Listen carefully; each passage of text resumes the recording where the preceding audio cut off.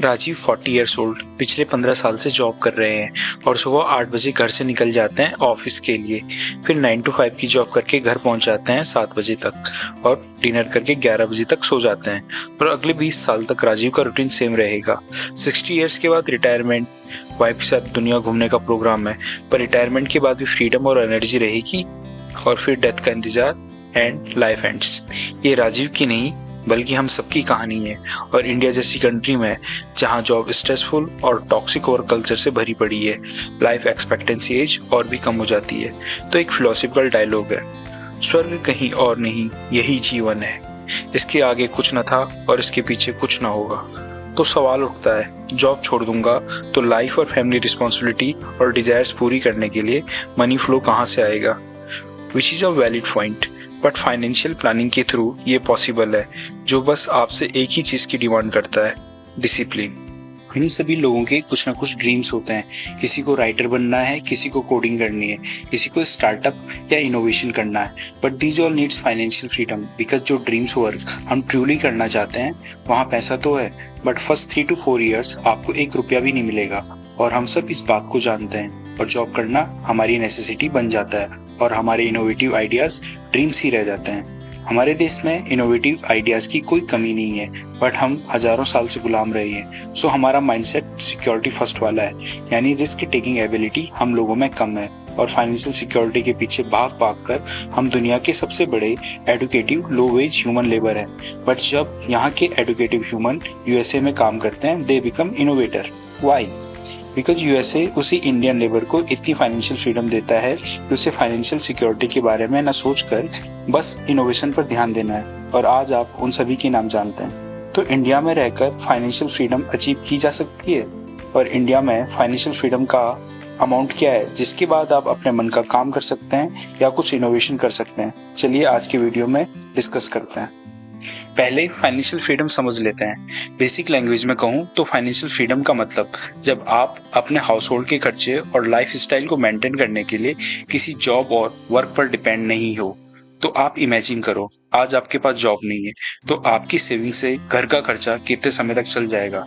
अगर 1 महीना भी नहीं तो प्लीज वीडियो एंड तक देखें, because you are sitting on financial societal time bomb. और अगर 6 महीने की सेविंग है, you have to put some effort. अगर 1 साल की सेविंग है, you are doing better than 90% people. और अगर 3 साल की सेविंग है, you can achieve financial freedom. अब ये फाइनेंशियल फ्रीडम कैसे अचीव करें? हम सबकी लाइफ का एक गोल होता है। किसी का गोल हायर पोस्ट पर पहुंचना है और किसी का गोल एक घर बनाना है, किसी का गोल दुनिया घूमना है, किसी का गोल सोसाइटी के लिए कुछ करना है। और हर इंडिविजुअल की लाइफ में फाइनेंशियल फ्रीडम अचीव करने का गोल भी होना चाहिए। जब आप गोल सेट करेंगे तभी तो आप कुछ एक्शन ले पाएंगे। इंडिया का फाइनेंशियल फ्रीडम का नंबर $1 मिलियन माना जाता है, यानी आज की डेट में 8,86,00,000 रुपए। बट ये नंबर ज्योग्राफी और आपकी लाइफ स्टाइल और लाइबिलिटीज पर वेरी करता है। जैसे आप दिल्ली, मुंबई, बेंगलोर जैसे मेट्रो सिटीज में रहते हैं तो एक $1 मिलियन आपका गोल होना चाहिए, बट विद नो लाइबिलिटीज, यानी कोई लोन नहीं होना चाहिए। और आप जैसे Tier 2 सिटीज जहां आपको 1 BHK का रेंट 15,000 से 20,000 के आसपास हो, वहां पे ये फाइनेंशियल फ्रीडम का नंबर 5 करोड़ के आसपास आ जाता है। पर आप मेरी तरह किसी पहाड़ी प्लेस या टाउन में रहते हैं तो फाइनेंशियल फ्रीडम का नंबर 2 से 3 करोड़ के आसपास हो जाता है। बट ये नंबर में इतना डिफरेंस क्यों है? इसका आंसर 2 फैक्टर्स पर डिपेंड करता है। फर्स्ट वन इज इन्फ्लेशन, यानी महंगाई। बड़े शहरों में रहने की जगह कम और लोग ज्यादा हैं, तो ऑब्वियस बात है सप्लाई कम है, डिमांड ज्यादा है, तो महंगाई ज्यादा होगी। दूसरा फैक्टर है नीड्स एंड वांट्स। हम इंसान एक सोशल एनिमल हैं, जिससे हम दूसरे ह्यूमन से इन्फ्लुएंस होते हैं। इकोनॉमी में इसे स्पाइरल इफेक्ट कहते हैं। फॉर एग्जाम्पल, अगर पड़ोसी एक महंगी कार ले आया तो आप उससे इन्फ्लुएंस होकर एक महंगी कार खरीद लेते हैं without considering his income and your income. और इंडियन सोसाइटी में ये चीज प्रिवेलेंट है कि उन्होंने अपनी लड़की की शादी धूमधाम से की है, हमें भी वैसी ही शादी करनी है। अरे भाई, पहले ये तो देख लो कि वो कितना कमाता है और आप कितना कमाते हो। चलो मान लिया दोनों की इनकम सेम है, दोनों सेम कमाते हैं, तो भगवान ने आपको इस धरती का सबसे बड़ा इंटेलिजेंट एनिमल बनाया है। तो दिमाग यूज करो और सही डिसीजन लो। शादी में इतना पैसा खर्च करना, उतना पैसा अपनी बेटी को दे दो, लाइफ टाइम खुश रहेगी। ये सभी वांट्स है। और बड़े शहरों में इसी स्पाइरल इफेक्ट से हमारे खर्चे बढ़ते हैं, क्योंकि rich people use their spending powers by showing their luxury car and branded clothes. So हम मिडिल क्लास पीपल इस इफेक्ट में फंस कर कभी फाइनेंशियल फ्रीडम अचीव नहीं कर पाते हैं। आई होप आपको समझ आया होगा फाइनेंशियल फ्रीडम का नंबर ज्योग्राफी वाइज क्यों डिफर करता है। आपको अपने फाइनेंशियल फ्रीडम का नंबर पता चल गया होगा जो आपका टारगेट होना चाहिए, और जितनी जल्दी आप अपना टारगेट अचीव कर लेंगे लाइफ आपकी उतनी इजी हो जाएगी।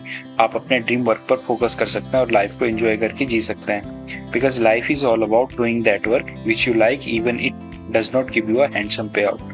तो आप क्यों फाइनेंशियल फ्रीडम अचीव करना चाहते हो? अब ये सब एक अच्छी बातें हो गई है, पर ये नंबर अचीव कैसे करें, विच is a boring and discipline process. देखिए, मैं ये नहीं कहूंगा कि स्टॉक मार्केट में इन्वेस्ट करके आप अपना फाइनेंशियल फ्रीडम का नंबर अचीव कर सकते हैं, और इंडियन मार्केट में एक अच्छी सैलरी मिलना भी तो मुश्किल काम है। अगर आप टीयर 2 सिटी में 1 लाख पर मंथ की सैलरी कमा लेते हैं तो आपके लिए ये फाइनेंशियल फ्रीडम का नंबर अचीव करना आसान है।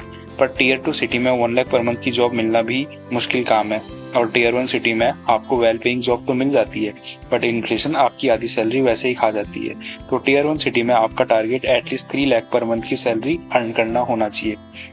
आपका टारगेट टीयर 2 सिटी में किसी तरह यानी जॉब से एक्स्ट्रा एफर्ट डालकर पैसिव इनकम जनरेट करके 1 लाख पर मंथ घर ले आते हो, then you can start your journey for financial freedom. और टीयर 1 सिटी में 3 लाख पर मंथ से आप ये जर्नी स्टार्ट कर सकते हो। अगर आपने ये अचीव कर लिया है और कर लोगे, then comes next step, divide your fund.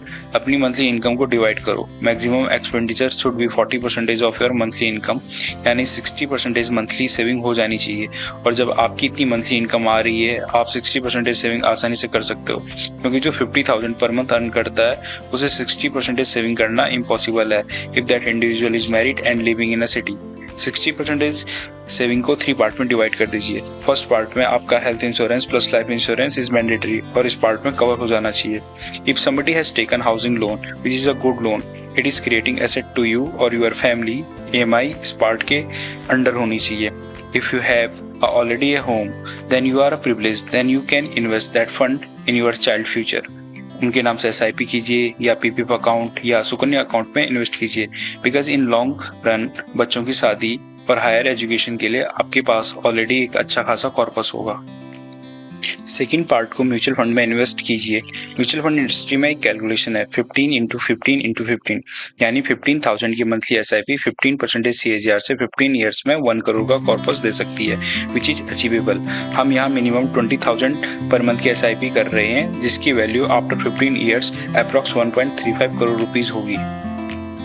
Third part का इन्वेस्टमेंट हमें इमरजेंसी फंड के लिए करना है। इमरजेंसी फंड क्या होता है? मान लीजिए अचानक से कोई खर्चा आ गया या मंथली इनकम रुक गई किसी रीजन से, तो आपको अपनी इन्वेस्टमेंट सेल ना करनी पड़े। उसके लिए हर इंसान के पास एक इमरजेंसी फंड होना चाहिए।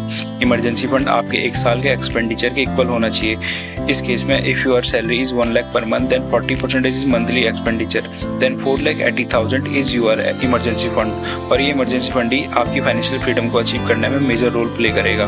पर इस इमरजेंसी फंड को कैसे इन्वेस्ट करें? आप लोगों ने सेविंग अकाउंट, करंट अकाउंट और फिक्स्ड डिपॉजिट सुना होगा, पर एक और अकाउंट होता है जो पुराने लोग यूज करते थे, जिसका नाम है रिकरिंग डिपॉजिट। जो सेविंग का 1/3 पार्ट है उसकी RD कर लीजिए 2 इयर्स की, जो इनिशियली इमरजेंसी फंड का काम करेगा। Whenever you need a fund you can break your RD और सेविंग से ज्यादा इंटरेस्ट देगा। But in case initial 2 years में इमरजेंसी फंड की नीड नहीं हुई तो आपकी RD मैच्योर हो जाएगी और इस अमाउंट की आप FDR कर लीजिए और आपका emergency fund is now ready. But अब जो अपकमिंग RD में सेविंग करोगे वही आपकी रिस्क टेकिंग एबिलिटी बढ़ाएगी, जिससे आप अपनी SIP की अमाउंट बढ़ा सकते हैं और स्टॉक मार्केट में इन्वेस्ट कर सकते हैं। When your second RD got matured after 4 years doing so, you will have everything: emergency fund, extra capital and your investment with good amount. मोटा मोटा आपके पास 4 साल में 25 से 35 लाख का कॉर्पस होगा if everything goes well. Financial market में एक डायलॉग है, पैसा पैसे को खींचता है। जब आपका कॉर्पस अच्छा होगा तो इंटरेस्ट अमाउंट भी अच्छा होगा और आपके कॉर्पस को एक्स्ट्रा बूस्ट देगा। स्टार्टिंग में प्रोसेस आपको अजीब लगेगी, फैमिली मेंबर्स भी बोलेंगे कंजूसी कर रहे हो, let it be, but at last you want to protect your family first by giving up your dreams. But trust me, after 5 years आपको फील होना स्टार्ट हो जाएगा कि आप फाइनेंशियल फ्रीडम अचीव कर सकते हो। आई नो बहुत से लोग कहेंगे कि 1 लाख की सैलरी कौन देगा। ट्रस्ट मी, अगर आप 1 लाख पर मंथ की हाउस होल्ड इनकम जनरेट नहीं कर पा रहे हो, you are not doing justice with yourself और योर फैमिली। एक्स्ट्रा एफर्ट डालिए, आप कर सकते हैं, because there is a world, I am possible. So आज के लिए इतना ही। अगर आपको मेरा कंटेंट पसंद आया है तो please subscribe my channel and like this video. और अगर आपके क्वेश्चंस है regarding financial freedom, please feel free and ask the question in comment box. Thank you.